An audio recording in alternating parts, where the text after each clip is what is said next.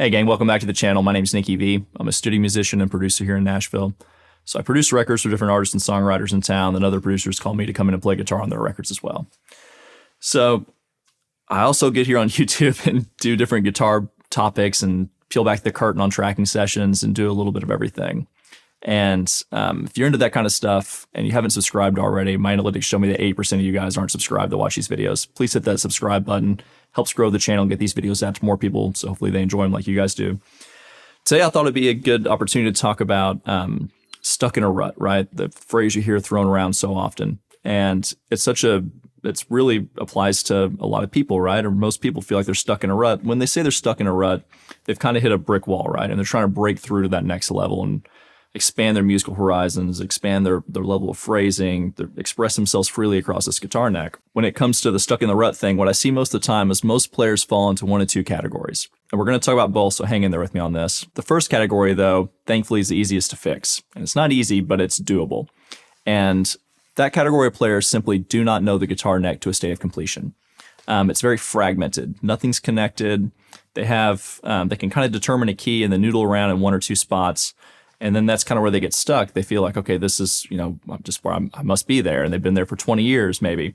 And there's no need to do that. It's very doable to break out of those spots. If I was to sit down with a player, for example, and be like, hey, put your hand on the 4th fret and play an F sharp, they would fall apart immediately. And especially if I said, do it on the lower strings, right? So, make music with it. And that level of freedom on this instrument is a beautiful thing to have, and it's very achievable. And not trying to make this sound too much like a sales pitch or too salesy, but my guitar course, Nicky V's Fretboard Mechanics, there's a link to it down in the description. It's basically a system that builds students a practice routine they can do every day for the next 20 years if they want, that drills a key a day. And it really covers end-to-end every part of the fretboard where they can put their hand down freely and play anywhere in any key. And if you really want to learn this guitar neck, just a brief overview of what, the correct steps to take. You need to have a good grasp on the CADED system, which I know everybody beats to death, but it's important. It's good to have these scale shapes down and have them balanced out and be able to move them through progressions, be able to play a 1-4-5, for example, in each position like this, or know where all the minor inversions are of each one of these, like the minor version of the CADED system. So you're not just stuck playing only major chords with it. It's like being able to play an A minor like that, and like this, and like this. That version of the CADED system. I cover all that in my course. But after you get that down, there's a corresponding pentatonic scale, major scale for each one of those shapes. And once you kind of get all 5 of those down and it kind of layered on top of each other, you can visualize this fretboard as one big pattern in a particular diatonic key. Then once you see that pattern, you can move any direction you want freely. And that right there is a beautiful thing to have at your disposal.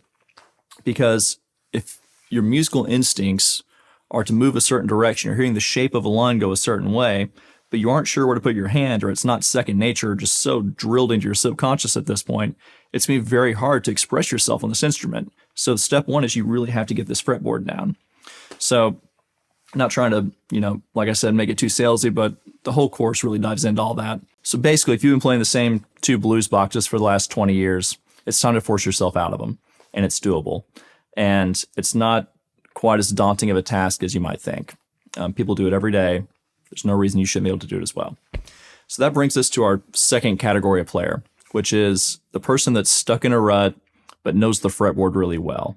They know all 5 positions of their pentatonic scales. They know all the diatonic major scales. They can connect them and play freely. They know the CADED system in and out. And they know all that, but they lack musical instincts, musical intuition, lack variety in phrasing. And they play the same thing over and over again, or they feel like it at least. And the big one is they just feel like there's a degree of musicality that's lacking in their playing. And this is a really big problem, and this is hard to solve, and this is where most teachers kind of fall off, oh man, it just takes time. As somebody that teaches guitar, the worst answer you can give somebody is, oh man, it just takes time. Because yeah, obviously, with time, your ear's going to get better and everything's going to start to fall into place a little bit, but it's such a slow going process. My job is to help expedite that process. And so I have a few kind of tactics or actionable steps I'm going to give you guys to start opening up your musicality on this instrument. And each one of these topics could be, its own 15-minute video, but I'm going to try to boil it down to its distilled essence for you guys. And you can take it, run with it, and use your own creativity. Your musical instincts are only as good as your ear. And you have to be able to foresee the line you're playing into, or kind of hear it in your head before your fingers play it. And that's what gives our playing intentionality. And that is a difficult skill to develop. And it's a hard one to teach. But I'm going to, like I said, try to give you some good stuff here. So when it comes to ear training, there's a bunch of courses out there you guys can buy that are going to help you and make you better. But there's a few exercises on the guitar, rather than just putting on headphones and trying to hear what a 4 to a 5 sounds like cold, that I think are a little more beneficial and kind of get you rolling quicker with it. And as I said earlier, if you play guitar for the next 25 years, your ear is slowly going to get better, right? At this pace. Well, it'd be nice if we could ramp that up exponentially, right? Or at least, angled up a little more to where it's happening a little bit quicker and we're not just waiting for the day to come to where we can suddenly do something. So here's an actionable step. I cannot sing. I'm a terrible singer, so I apologize for this, but I think it's going to be helpful for you guys. Play a C note on your G string, okay? Now sing it. C, but don't sing C. Sing 1, because we're hearing everything relative, right? Most of us are not perfect pitch freaks. We hear space and intervals. So sing 1, 2, 1, 1, 3, 1. And you will notice that the difference between 1, 2, 1, 1, 3, 1, there's a further distance that this has to travel up in your throat to get from 1 to 3 versus 1 to 2. And so what this is doing is you are beginning to internalize the spatial temporal reasoning of your brain, that this point from here to there is further than this point. And you are literally internalizing it, feeling it if you sing this. And then sing every interval, 1, 2, 1, 1, 3, 1, 1, 4, 1, 1, 5, 1. Then go down, 5, 4, 3, 2, 1, 2, 1, 3, 1. And just jump around randomly with these intervals. This is how you internalize those distances. And this is going to increase your musical instincts on this instrument when you are improvising, because you will be able to hear the line in your internal voice before you play it. If I play,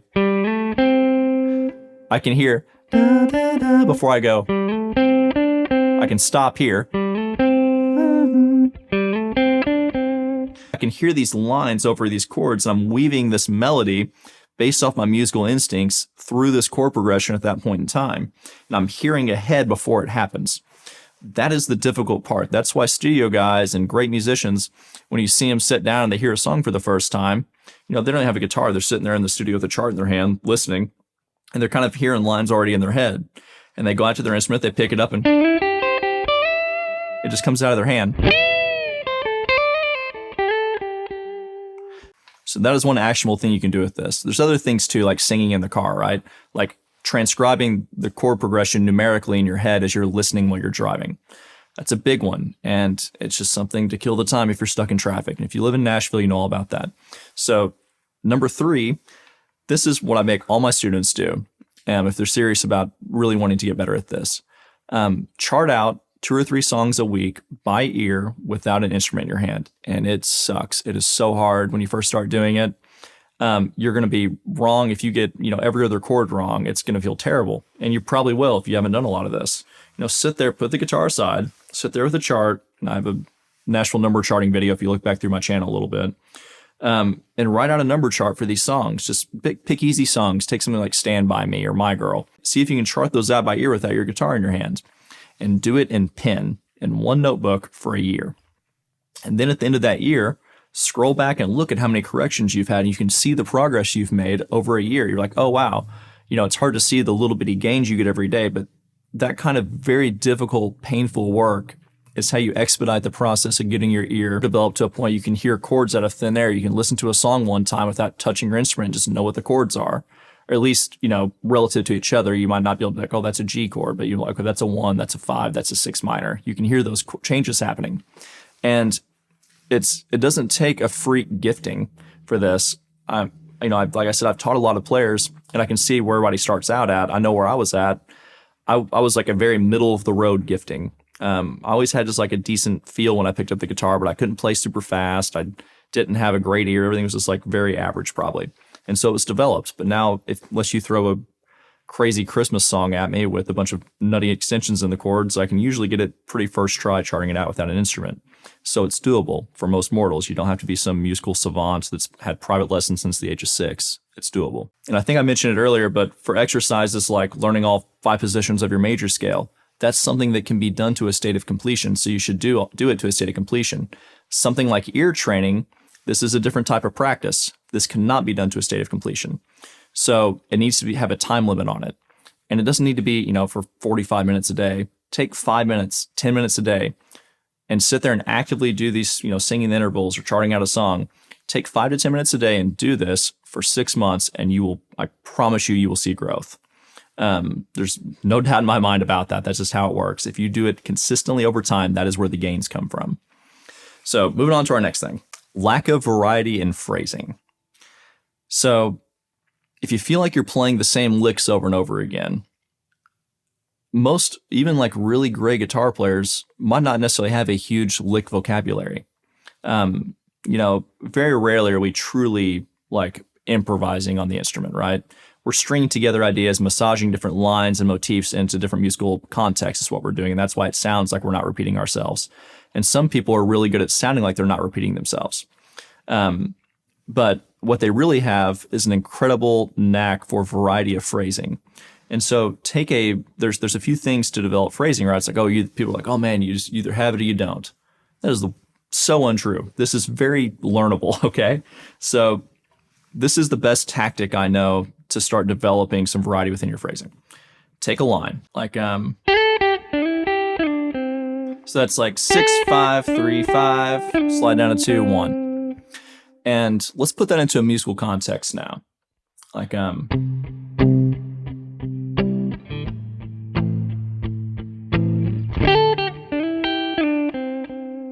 so I phrased it within that musical context. So now I'm going to change the feel, and let's change the time signature to something different too. It's like 6/8 thing. So that same exact series of notes, I had to figure out how to mold them into the new musical feel or context. And what this is doing is this is increasing the variety within my ability to phrase that line. And now I'm going to take it and I'll speed it up and do like a rock thing in A minor.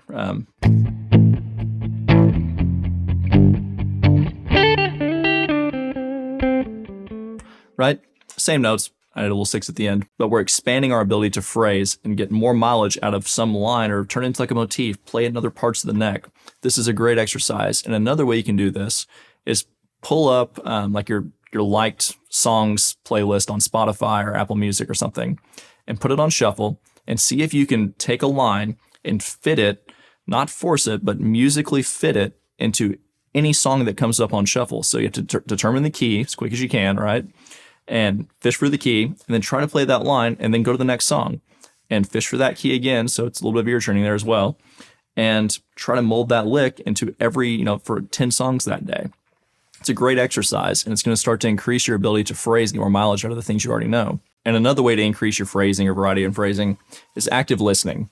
And for example, if you took Derek Trucks and you drove around in your car listening to only Derek Trucks play for 3 months, okay, you would start to absorb a little bit of that phrasing, and it would start to creep out in your own playing a little bit, hopefully. But if you took Derek Trucks and you actively listened to him for 10 minutes a day for 2 weeks, and you kind of like, okay, what is he doing there? Okay, at the end of the line, he tends to fall off here and he lets it breathe here, and you kind of dial into the nuance of the way he phrases and like actively analyze it and listen to it. You're going to have the same amount of gain in 2 weeks doing that as you would have 3 months of just kind of passively doing it.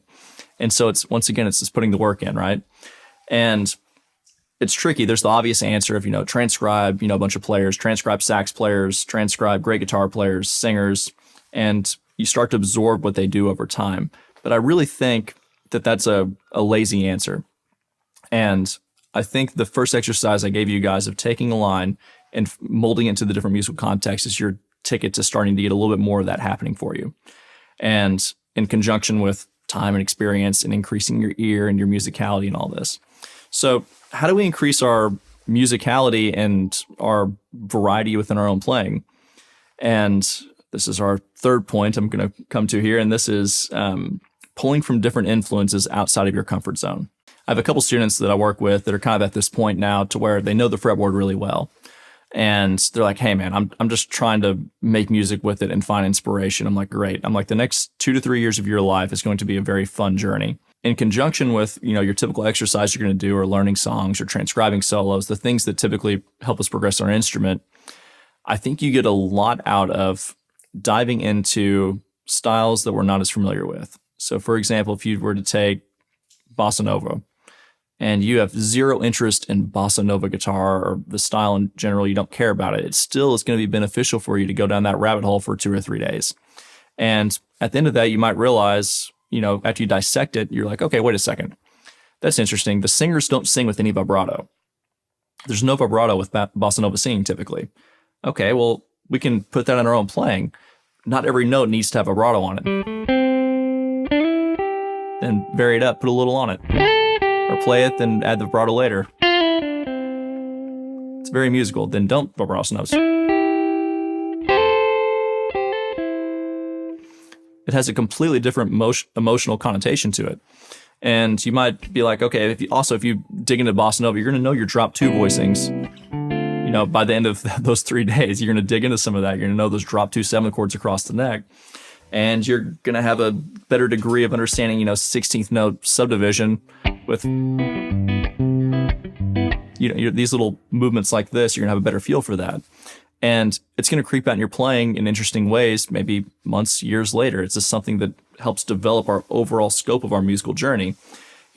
If you want to really dive into how to pull the most emotion out of your instrument, pull up videos of Itzhak Perlman playing a Stradivarius violin, and you will hear what purity of tone is supposed to sound like and how to play from your heart.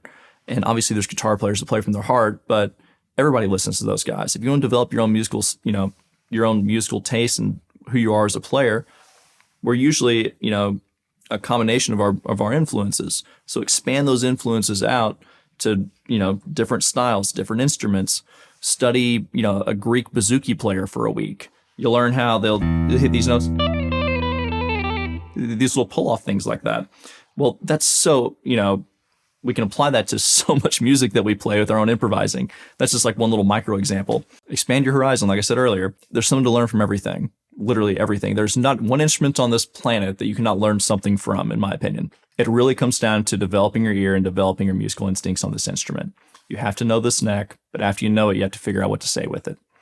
And this is a very slow going process. Like I said, guys, if you have a piece of paper sitting down, write yourself out a practice plan. And if it's something that can be done to a state of completion, do it to a state of completion. If it's not, put a time limit on it and do it consistently over time to get the gain. That's the key, in my opinion, right? So if you guys like this kind of stuff, let me know down in the comments. If you want me to dig deeper on any particular thing that I kind of, broad stroke glazed over there, let me know. And if you have any other bits of wisdom, a lot of people read the comments, put it down there. You might be able to help somebody else out. And really appreciate you guys taking the time. Check that guitar course out, Nicky V's Fretboard Mechanics. Really appreciate you guys. Thanks.